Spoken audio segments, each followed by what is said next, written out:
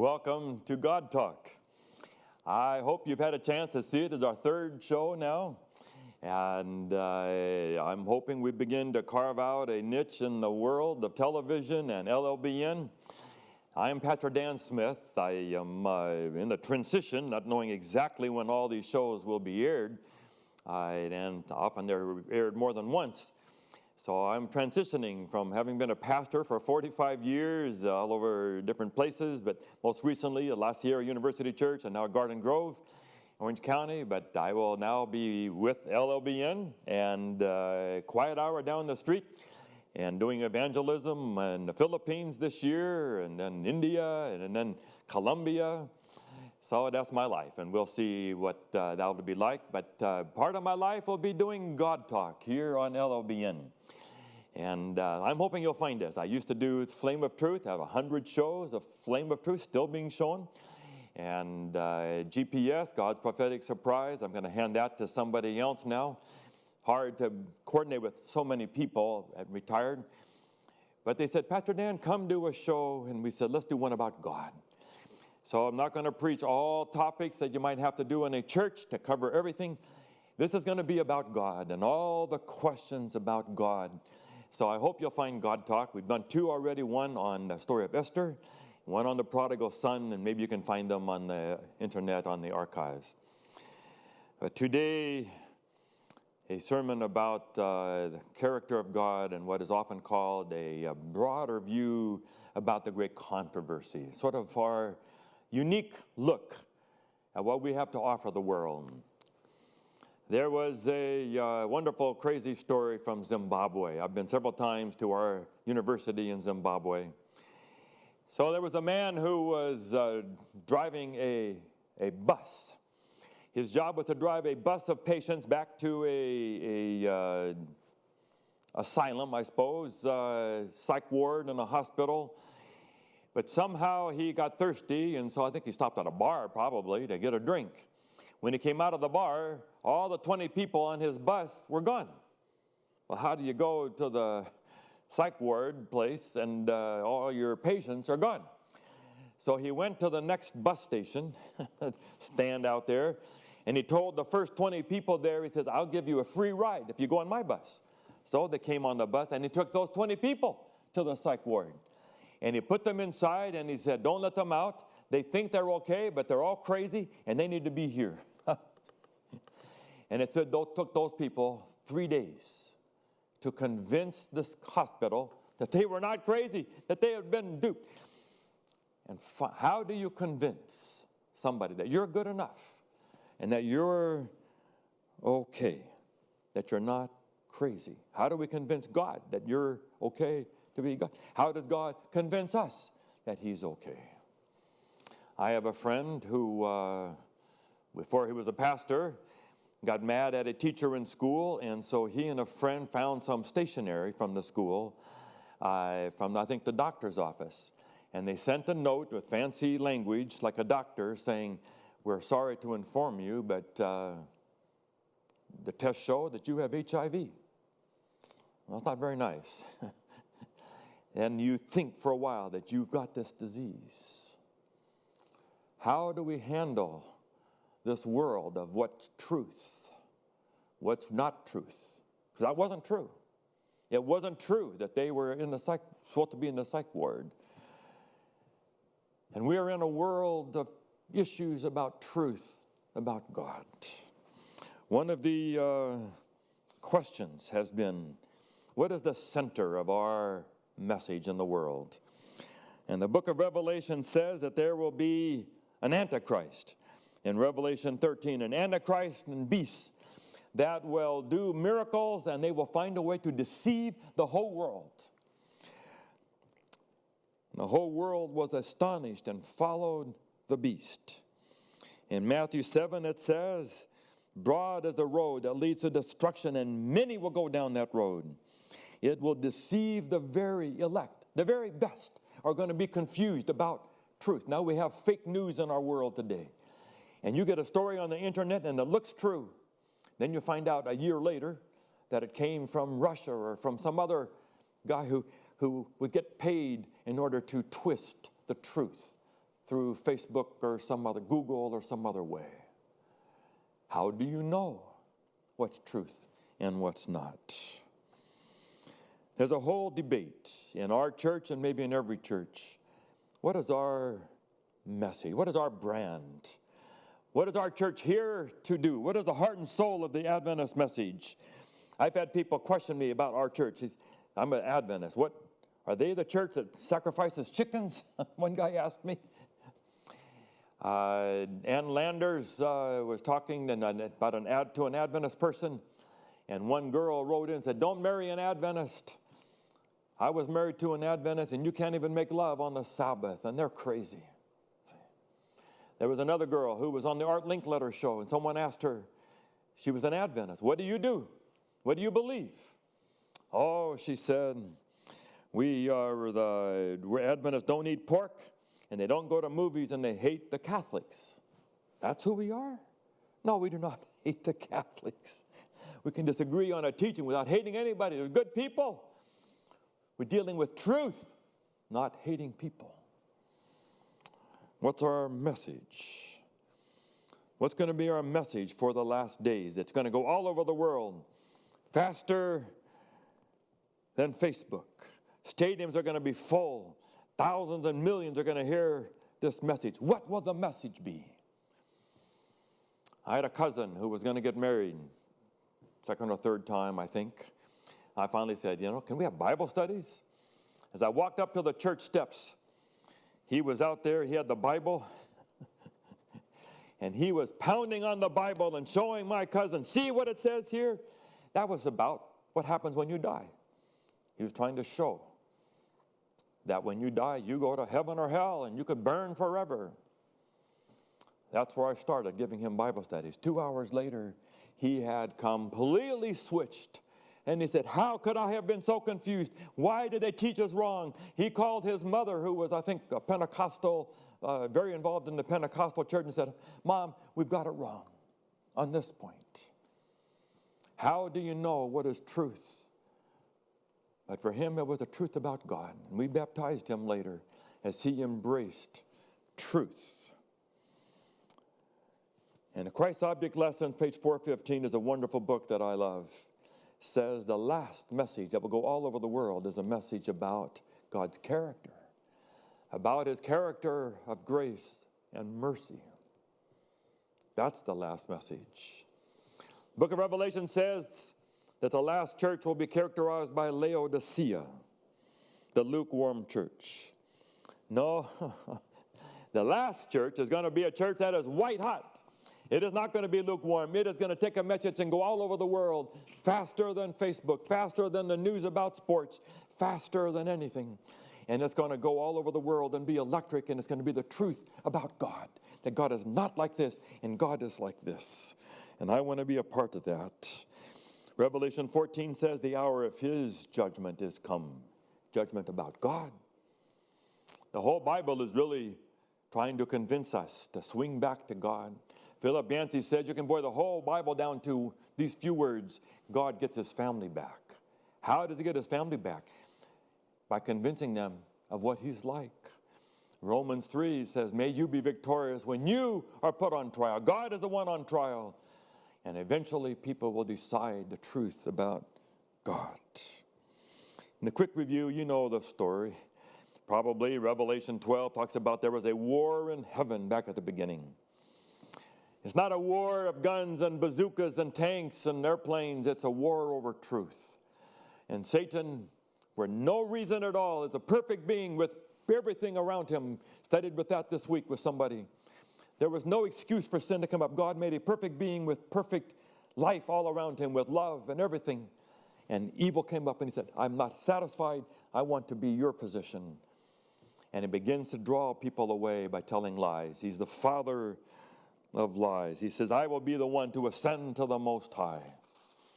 And he comes down here and God says, "If you eat of the tree, you will surely die." And Satan says, "No, you will not surely die." Lies. He's the father of lies. 2 Corinthians 4, 3 and 4. He is the God of this world who has blinded the minds of men, taking people away from the truth, and we need to have the truth back. in the face of Jesus. When did Eve sin? Did she sin when she ate of the fruit of the tree, or did she sin when she began to doubt because of Satan's lies? When did the prodigal son begin to sin? When he went to the far country and began to eat and drink and sleep around, or when he began to doubt whether the Father's house was really where he wanted to be and that was best for him? Sin always starts with lies, and the answer then has to be truth. So what does God do? He sends prophets. He sends great prophets to say, no, God is not like this, God is like this. One after the other. But none of the prophets gets it exactly right. And finally, Jesus says, I'm going to have to go myself.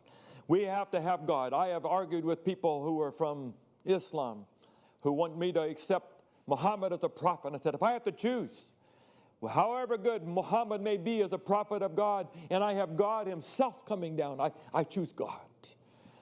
And the Bible says in Hebrews chapter 1, in the olden days, God spoke through the prophets. But in these last days, he spoke through his Son, who is the radiance of his glory and the exact representation of his being. He says, if you've seen me, you've seen the Father. I and the Father are one. That's who Jesus is. In Colossians 1, verse 19, he has the fullness of God in him. See? If you've seen me, you've seen the Father. What does Jesus want you to do? See the Father. What is our brand? What is our message? What is the last message? To help people see the Father, what God is really like. My dear mother is down the road here. We had to tease her. She had quite an episode here a few weeks ago. And I had to race over here and grab her, take her in the car, drive her to the hospital just down the street here. And they asked her what medicine she was taking, and then she said, but I stopped one of them. And they said, what medicine was that? We do not know if this caused a problem or not. But I said, Mom, why did you stop taking it? She says, well, one of the ladies at lunchtime told me that it was a bad idea to take too much of that medicine. I said, Mom, I'm sure these are wonderful people that you eat with. But you cannot get your medical advice from someone in the dining room. You get your medical advice from the doctors who have been trained, who know how to do this. Don't do that, Mom. When we don't get our truth about God from newspapers, from churches, from pastors, from theologians, we get it from Jesus. Jesus was God himself. You go to the story in Mark chapter 8. Mark chapter 8, verses 22 to 25, there is this story where Jesus heals people, a man, twice. So he touches him on his eyes, and he says, what do you see? He says, I see men like trees walking. And then Jesus touches him again. And now he sees clearly. And all the theologians and the commentaries wrestle with this. Why does Jesus do it twice? He has the power to do it once. Many times he healed one, then one. Why twice? And I think he has to get the message. Most of us probably need to hear it more than once. We get the message from Jesus in the first coming. Jesus comes and he teaches the Gospels and he dies on a cross and he rises from the grave. And that's the first touch. And we get justified when we accept Jesus. But God knows that we're going to have a second touch. And here at the end of the world, there's going to be a movement. The Bible calls it the three angels' messages that will give the truth about God to the whole world. Because most of us are going to have to be more. And so we believe there's going to be a final message. Revelation 14 says there's going to be a group of people with the name of God standing around the throne of God. The name stands for the character of God. They have the name of God and of the Lamb. They can't stand it to have any lies about God. It said there's no lie in their mouths. They follow the Lamb wherever he goes. They want to have the truth about God. Revelation 15 says there will be a group of people standing on the sea of glass who have victory over the beast. The beast has told lies about God, and they have victory over the beast, and they have accepted the truth about God. Can we be real clear, my friends? The lies that will be at the end of the world will be in churches. Revelation 13 talks about a beast where people will worship. They will be in churches where there are lies about God. And we have to be honest. We have to say, the Bible says, you have to come out from that to truth, wherever that truth is, and search for truth. 2 Thessalonians is very clear. He said people will be lost because they refuse to love the truth, which means people will be saved who love the truth, who are not afraid that means you have to move and change something. I've had to change many beliefs that were just wrong. They were not the best truth about God. And I had to switch.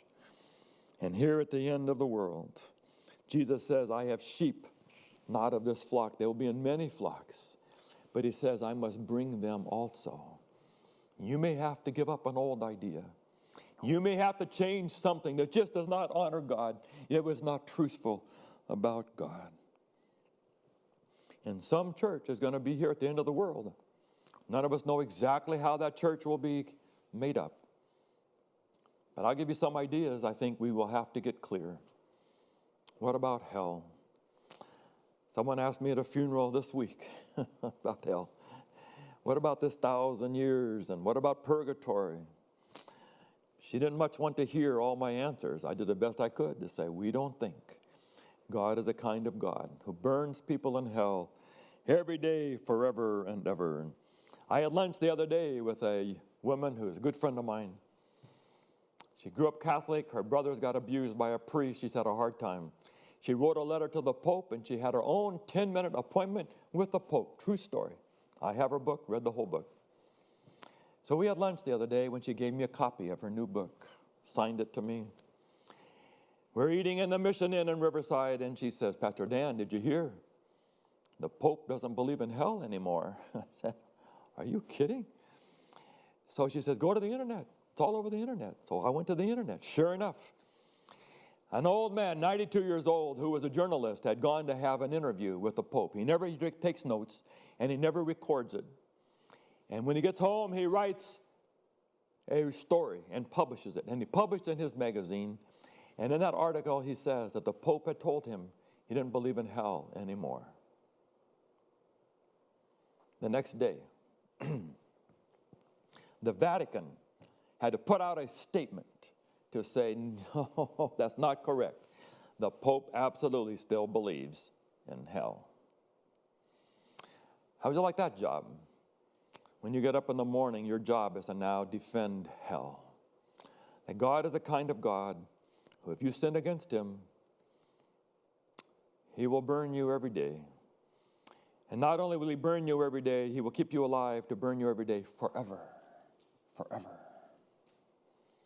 Purgatory, burn sins out of you, purge sins out of you. There was a man named Carlton Pearson. There's a movie made about him on Netflix I've not seen. I heard the story on NPR. He had a huge church, 5,000 people. But as he began to read and study, he could not accept the character of God, that it was teaching that God burns people in hell. If you die, you go to hell forever. And he began to change his picture of God. Lost his audience, down to like 1,500 people. Lost his standing with all the other pastors, lost his TV contract because he gave up hell. And we think there will be a church someday at the end of the world that will tell the world the truth. God is not like that. He's like Jesus. He's like Jesus. Maybe evil and suffering, prayer. This lie is everywhere.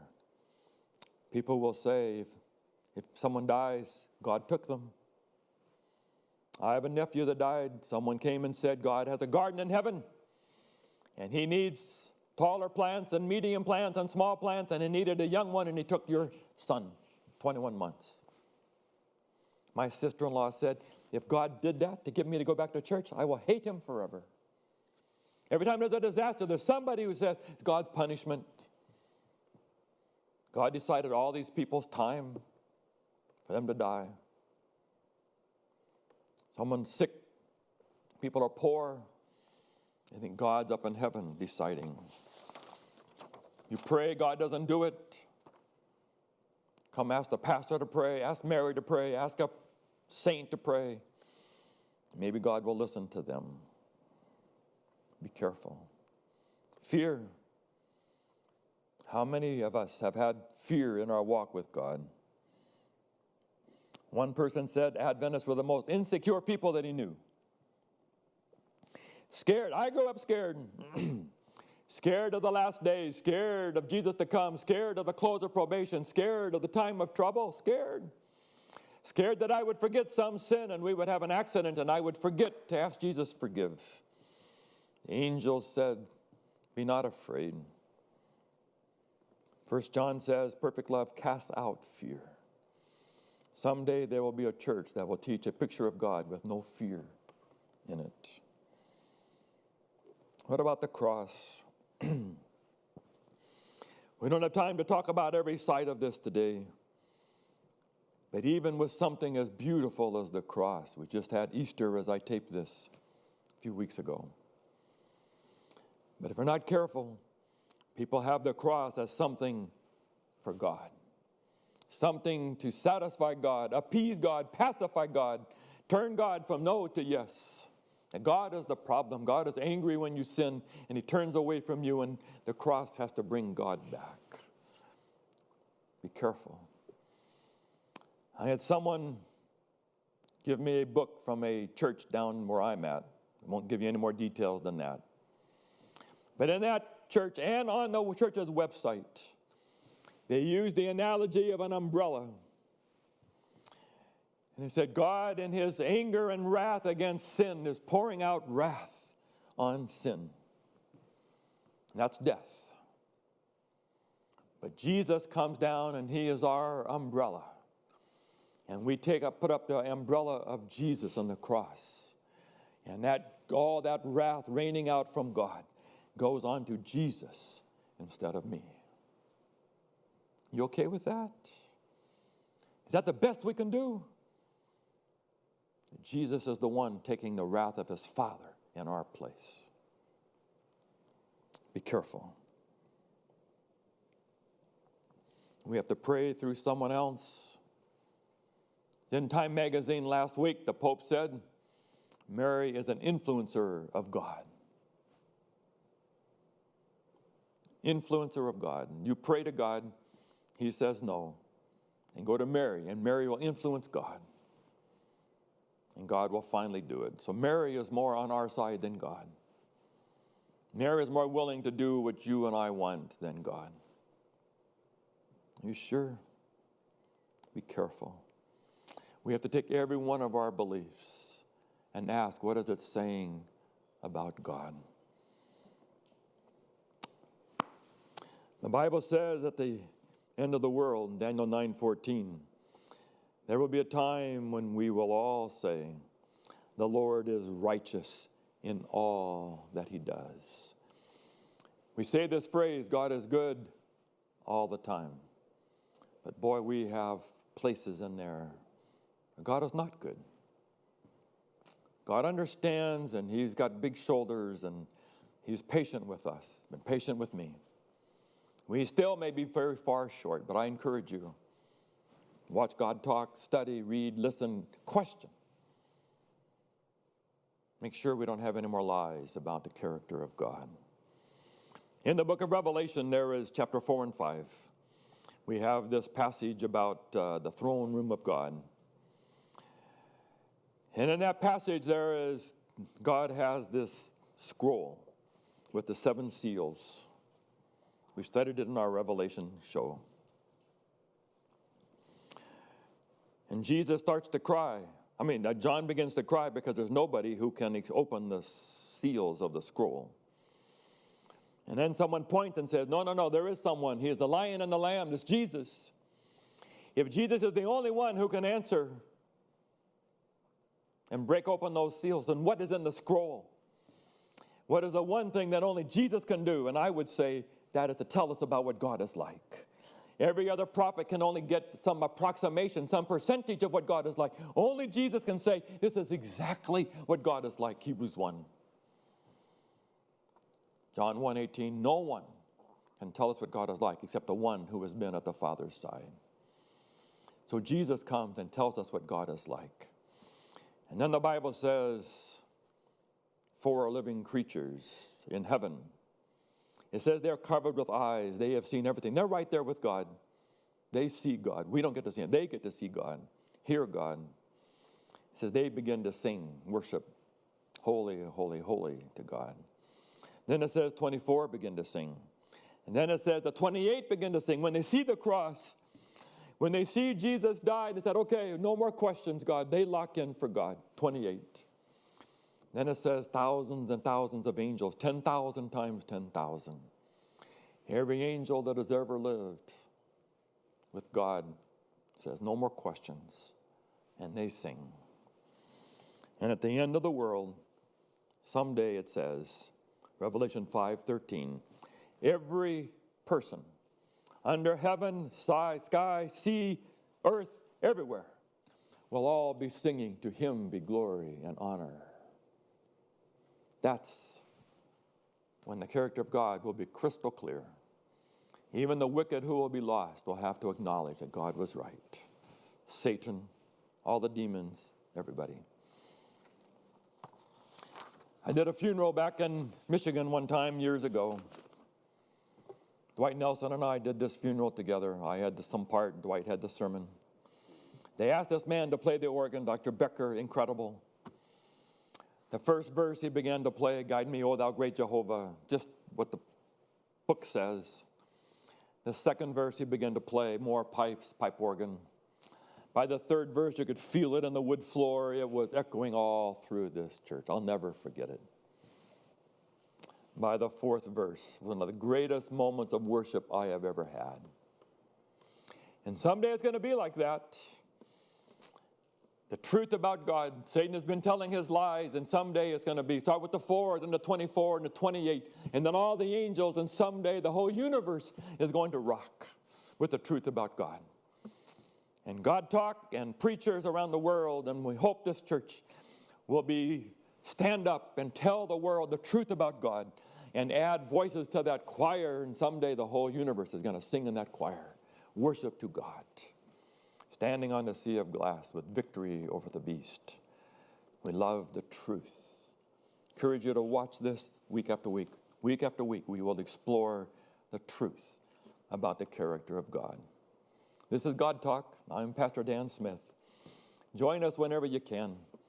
Find the time of the show in a log somewhere and be with us as we try to tell the truth about our wonderful and gracious God. He's the best. You will never be sorry with God.